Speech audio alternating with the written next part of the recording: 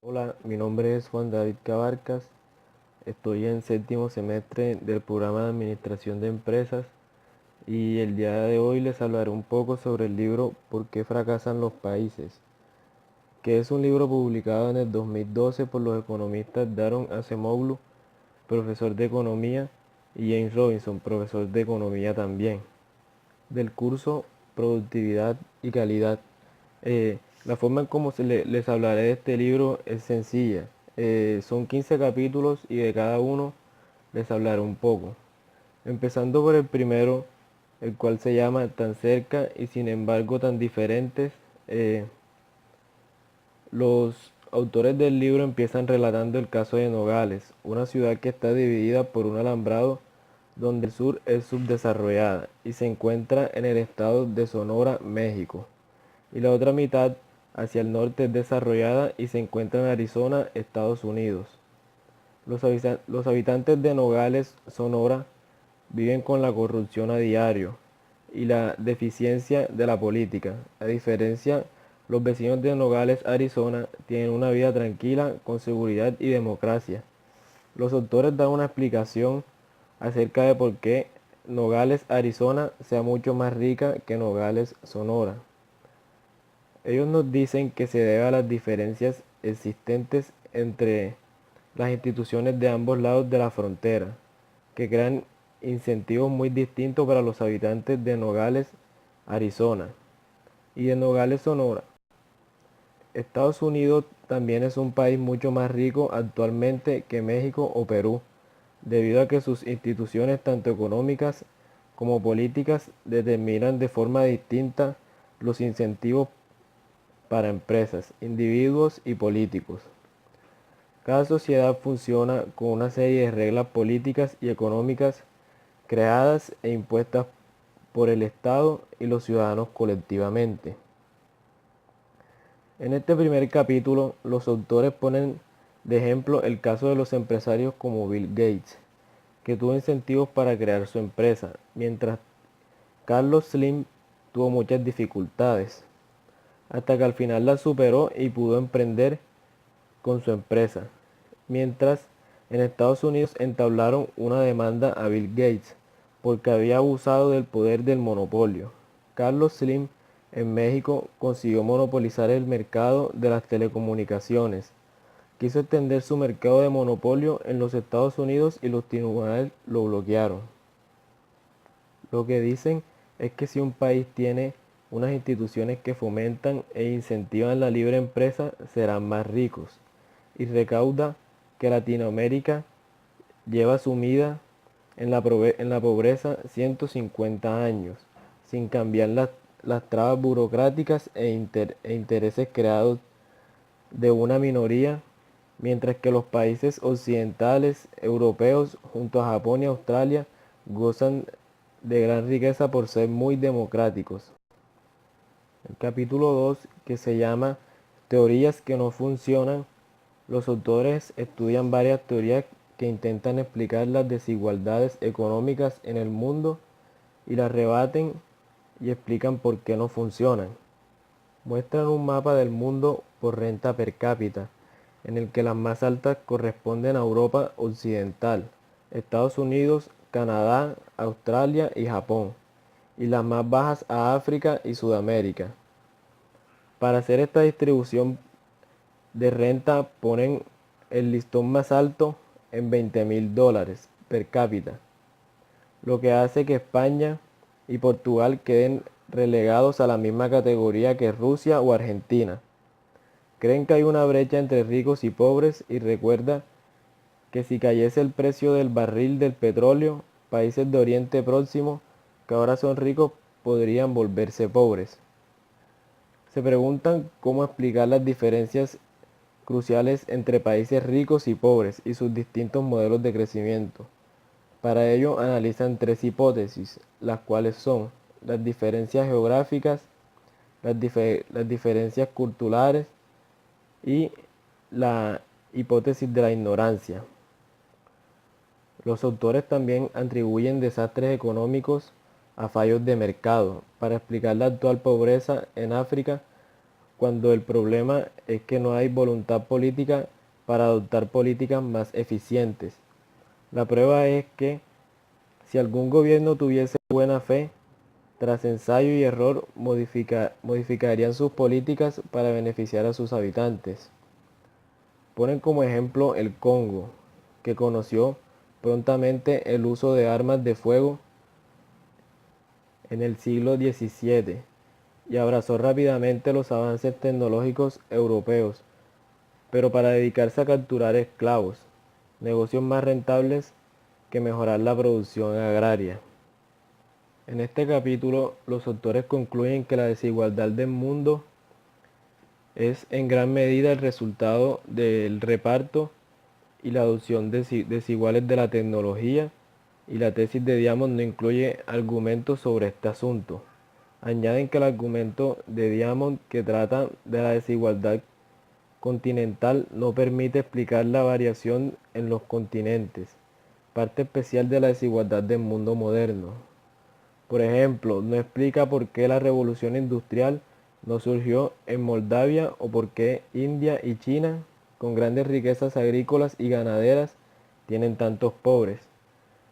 Comparado un mapa de frecuencia de especies de ganado y planta, la mayor concentración debería corresponder a Eurasia, pero en este continente hay muchas desigualdades, como Inglaterra comparada con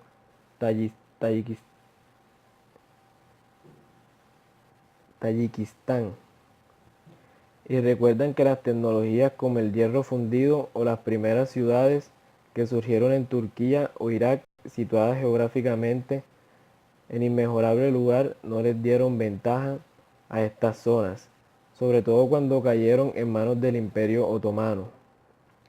Fue la expansión de este imperio y no la geografía lo que determinó que fuesen más pobres que otras zonas continentales. Y finalmente puntualizan que las diferencias geográficas no ayudan a explicar por qué China o Japón se estancan durante largos periodos de tiempo de su historia y luego inician un rápido proceso de crecimiento.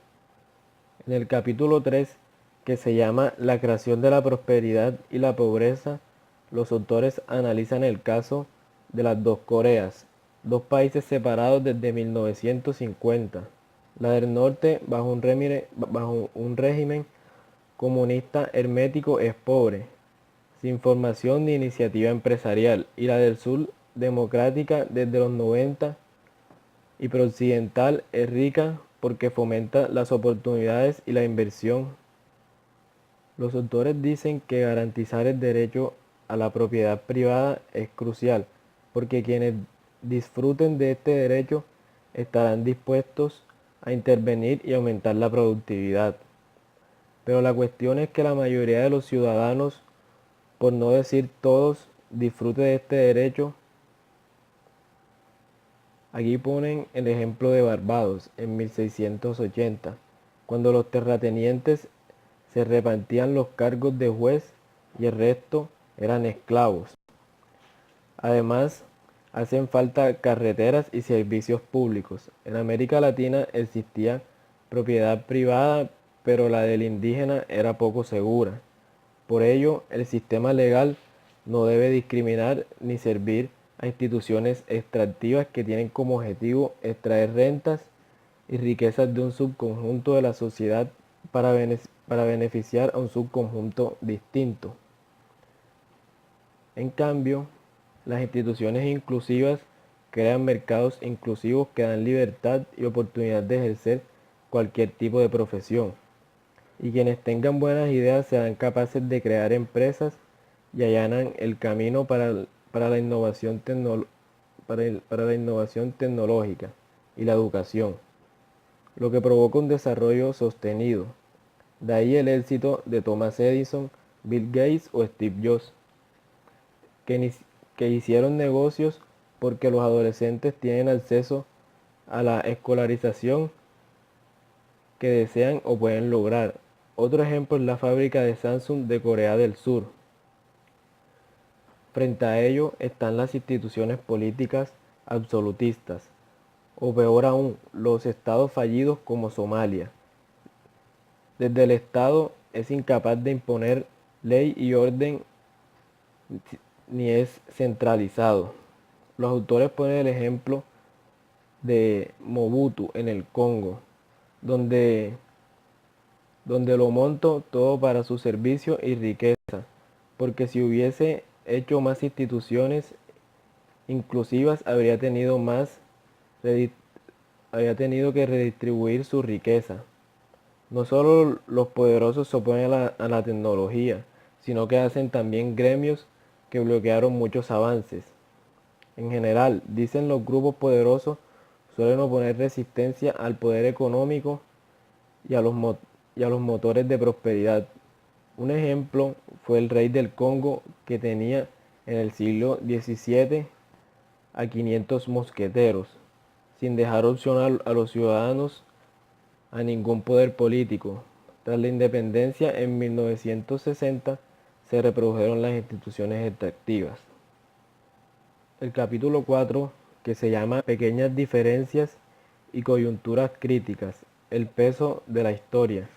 Aquí los autores hacen referencia a la peste negra, que entró de China por el Mar Negro y acabó con la mitad de la población afectada. El orden feudal se vino abajo porque los señores se quedaron sin siervos. Ante la escasez de mano de obra, los trabajadores lograron que se suprimiesen multas, trabajos obligatorios y otros abusos. Los intentos de imponer un abuso, los intentos de imponer un abusivo estatuto de trabajadores fracasó en Inglaterra, pero en otros sitios, sobre todo en Europa del Este, los señores se adueñaron de más tierras y las ciudades perdieron libertades. Europa del Este exportó más cereal, pero mediante trabajos forzados. Finalmente en Inglaterra, la Revolución Gloriosa aportó más libertades en 1688 y limitó el poder absoluto. Después empezó la Revolución Industrial. En este capítulo los autores comparan la evolución de tres monarquías absolutistas como la de Felipe II de España, Isabel I de Inglaterra y Enrique III de Francia. Los tres luchaban contra asambleas de ciudadanos como las Cortes, el Parlamento y los Estados Generales. Hubo pequeñas diferencias por el monopolio del comercio con América, ya que en Inglaterra corrió a cargo de comerciantes que se hicieron más ricos y pudieron oponerse al absolutismo. Estas pequeñas mejoras alimentaron un círculo virtuoso, mientras que en Francia y España cayeron en un círculo vicioso. Pero aún así, la situación fue mejor que en Europa Central y del Este, lastrada por la certidumbre. En solo 3 siglos, desde la peste negra, se había producido un proceso de divergencia. Recuerdan que la derrota de la Asamblea Invencible en 1588 abrió el comercio del Atlántico a los ingleses y generó el avance de Inglaterra y su economía de mercado que extendieron los colonos por América del Norte, mientras el sur siguió bajo un modelo extractivo y de gran desigualdad. Todavía fue más grave en África, donde imperó el absolutismo y el esclavismo, con la excepción de Botswana. China y la India con sus castas también quedaron rezagadas. En cambio, en Japón triunfó la revolución Meiji, que erradicó el orden feudal y se disparó el crecimiento. El Oriente Próximo, el Imperio Otomano impuso un régimen colonial. El capítulo 5, que se llama He visto el futuro y funciona. El crecimiento bajo instituciones extractivas. Aquí los autores hacen un repaso de la evolución económica de la Unión Soviética en tiempos de Stalin y de los planes quinquenales del Gosplan, que tomó la producción agrícola tras expropiar la tierra y colectivizar las granjas con el fin de alimentar a los trabajadores de la industria y la construcción de fábricas. Pero en el rural la producción cayó en picado. Hubo 6 millones de muertes por hambre a pesar de ser un método menos eficiente que el libre mercado. Hubo crecimiento porque la élite del PC volcó todos sus recursos hacia la industria, que estaba muy atrasada. Se llegó a decir que la economía planificada era altruista porque daba pleno ejemplo, estabilidad de precios o motivación altruista. Hasta Samuelson predijo que en los 80 la Unión Soviética superaría a Estados Unidos. Fue un desarrollo rápido pero no sostenido, y en los 70 el modelo se agotó. Luego los autores examinan el caso del Congo y el Kasai, y los Leles y Bushgosh, separados por un río. Unos eran pobres y luchaban entre sí, mientras que los otros eran ricos y tenían avanzadas tecnologías porque tenían a un rey centralizado, extractivo y absolutista para recaudar impuestos, pero trajo algo de prosperidad. El problema de ese crecimiento, al igual que la Unión Soviética, es que según estos autores no hay destrucción creativa. El capítulo 6, que se llama El distanciamiento, habla de la decadencia de Venecia entre los años 1050 y 1350, porque cuando la República Veneciana, gobernada por el Dux y una asamblea general, ofrecía incentivos a los jóvenes para prosperar a través de la institución de la comenda, se generó una gran economía, pero unas generaciones después los miembros del Gran Consejo, una vez que estuvo controlado por varias familias, bloquearon los accesos a los nuevos mercaderes. En este capítulo también nos dicen que el Gran Consejo se convirtió en una aristocracia hereditaria en 1315 con el Libro de Oro. Luego metieron una cerrata económica y la prohibición de los contratos de comenda. Además, el Estado veneciano nacionalizó el comercio con galeras y cobró más impuestos. El comercio a larga distancia fue monopolizado por la élite y decayó. El capítulo 7, que lleva como nombre El punto de inflexión, nos dice que en la Inglaterra isabelina también se rechazaron las innovaciones técnicas como una máquina de tejer de Lee para no arruinar las hilanderas, porque ello requería un proceso de destrucción creativa que obligaría a sustituir lo viejo por lo nuevo. Los políticos tenían inestabilidad. En este capítulo examinan la importancia de la firma de la Carta Magna por el rey Juan en 1215, para que el monarca estuviese obligado a consultar a los varones antes de aumentar los impuestos, y la creación de un consejo de 25 varones para obligar al rey a cumplir. Aunque fue anulada, algunos la consideran un paso al pluralismo.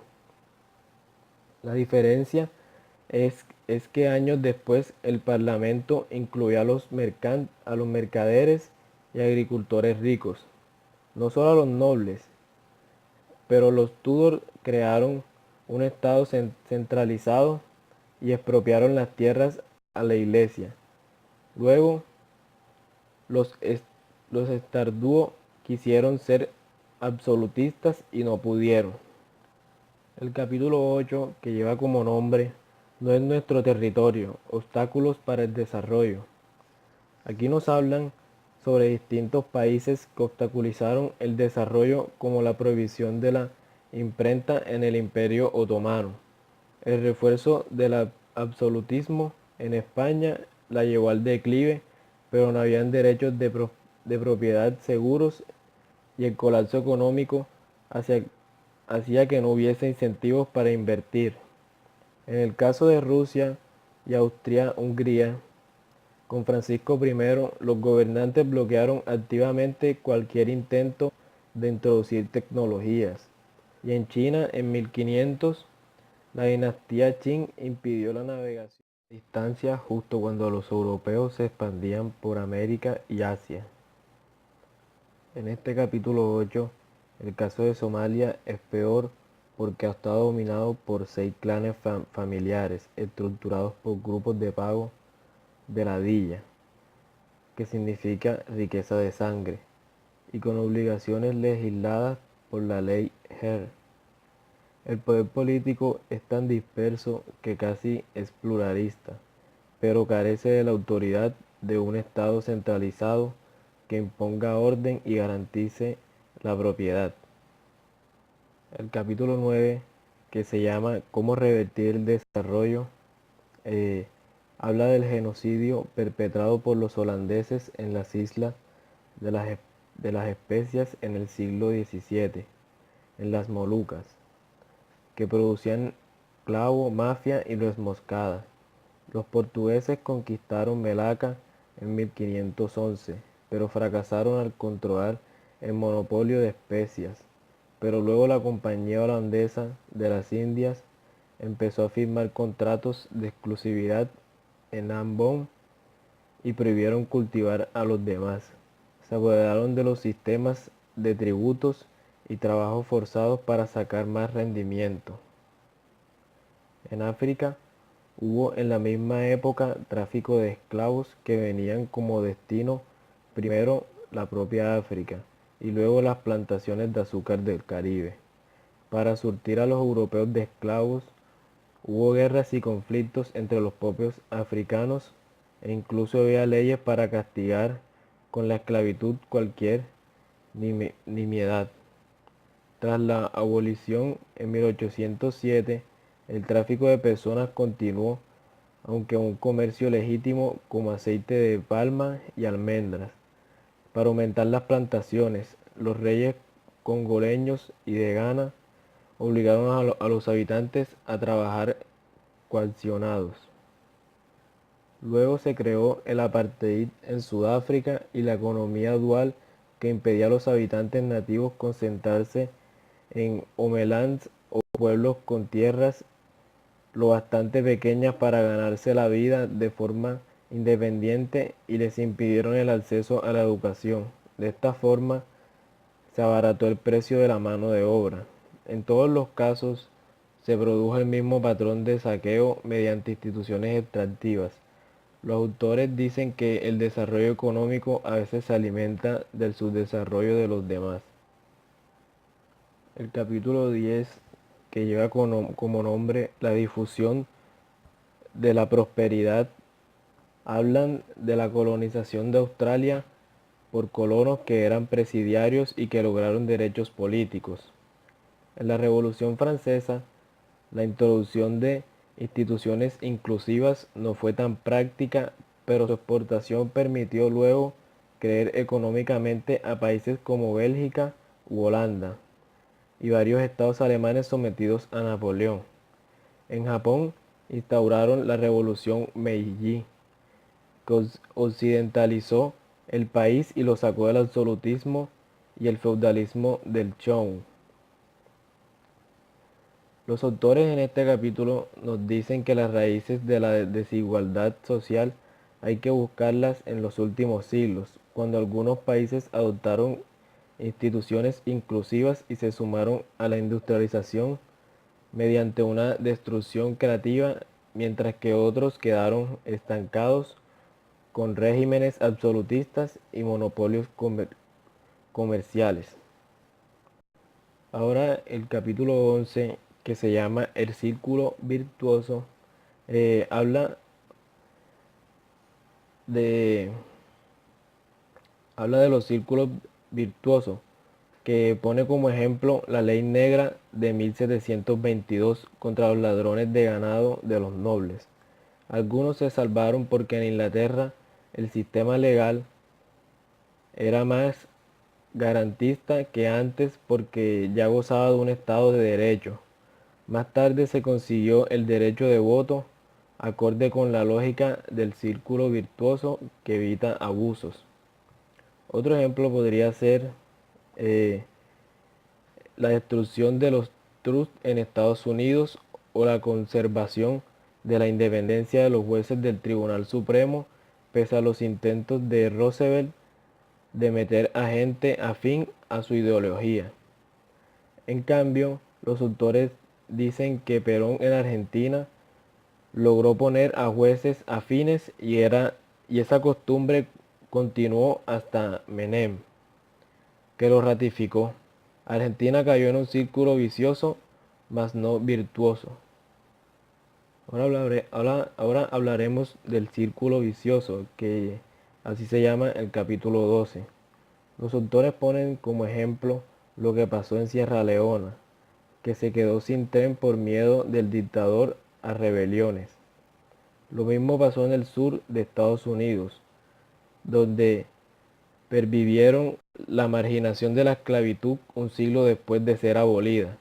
Eso ocurrió porque las élites continuaron a salvo tras la guerra. También pasó lo mismo en Guatemala, donde los terratenientes obligaron a hacer trabajos forzados para explotar las plantaciones de café. Y lo mismo pasó en Etiopía. El capítulo 13, que lleva como nombre ¿Por qué fracasan los países hoy en día? Los autores nos hacen mención al gobierno de Mugabe en Zimbabue y a su suerte de ganar la Lotería Nacional. También habla de Stevens en Sierra Leona, que empobreció el país, y su sucesor Momo aún fue más explotador. También mencionan a Colombia, nuestro país, porque a pesar de sus elecciones democráticas no tienen instituciones inclusivas, y hablan de Argentina y el Corralito. Aquí los autores no olvidan a Corea del Norte y su absolutismo, o de Uzbekistán, de Karimov y el negocio de algodón hasta el punto de que también los niños trabajan. Sin embargo, también ha habido iniciativas privatizadoras en Egipto. En el capítulo 14, que se llama Cómo romper el molde, mencionan el éxito de Botswana, que se convirtió en más igualitario que el resto de la región, porque en el siglo XIX 3 jefes viajaron a Inglaterra para pedir protección a la reina Victoria de Inglaterra. Los ingleses solo pidieron instalar una vía de tren y gracias a este acuerdo los nativos pudieron salvaguardar las minas de diamantes, cuya producción repercutió en todo el pueblo. Ponen como ejemplo que un comerciante de Botswana contactó con la estación de tren de Sudáfrica, todavía con el apartheid, para pedir presupuesto para enviar una mercancía, y resulta que le cobraban 4 veces más que un blanco por el hecho de ser negro, lo que desincentivaba cualquier iniciativa empresarial de los indígenas. También recuerdan la lucha por las libertades civiles en Estados Unidos en los años 60, como la secretaria Rosa Parks, que se negó a levantarse de un asiento reservado para blancos, y tras ser denunciada hubo un boicot de los pasajeros afroamericanos contra la empresa de autobuses de Alabama. O la del estudiante universitario negro que fue el primero en matricularse en una universidad del sur. Lo hizo escoltado por 300 policías hasta que se graduó. Otro ejemplo que hacen los autores eh, fue la reforma en China en los últimos tiempos de Mao, y como Deng Xiaoping logró reformar el Estado desde dentro para abrir la economía. Y el último capítulo, que se llama Claves para comprender la prosperidad y la pobreza, eh, se centra en cómo acometió China sus reformas para crecer y rechazar los diseños del Fondo Monetario Internacional, que introduce con calzador el consenso de Washington, privatización o medidas anticorrupción, pero que los gobernantes de los países rescatados solo aplican de fachada. Menciona el ejemplo de la independencia del Banco Central de Zimbabue, aunque el propio director sabía que no podía ir contra los dictados de su presidente. Dicen que la ayuda exterior a los países pobres han fracasado porque en ellos no hay una democracia real, sino que funcionan como regímenes absolutistas. Deberían darse si cumplen condiciones para liberar mercados. Y por último, mencionan el éxito de Brasil para democratizarse tras la actividad sindical de Lula da Silva, que permitió una mayor liberación del mercado. Y por último, vamos a dar una conclusión a este libro. Para los autores, las instituciones y las políticas que éstas desarrollan pueden llegar a marcar el estancamiento de un país si son extractivas y el desarrollo si son inclusivas, o incluso la involución del mismo si se da el salto inverso de instituciones inclusivas a extractivas. Es posible pasar de instituciones extractivas a inclusivas, pero para ello hace falta la voluntad política, así como un sentido de Estado extremadamente arraigado y una alta dosis de patriotismo. Ya ha sucedido antes, lo encontramos en varios ejemplos a través del libro. Por ello, y una vez analizada, nos atrevemos a incorporar a la misma otro ejemplo más cercano para todos nosotros como paradigma de puente hacia instituciones inclusivas. La transición española, en mucho grado consciente o inconscientemente, se basaba en esta teoría. Muchas gracias.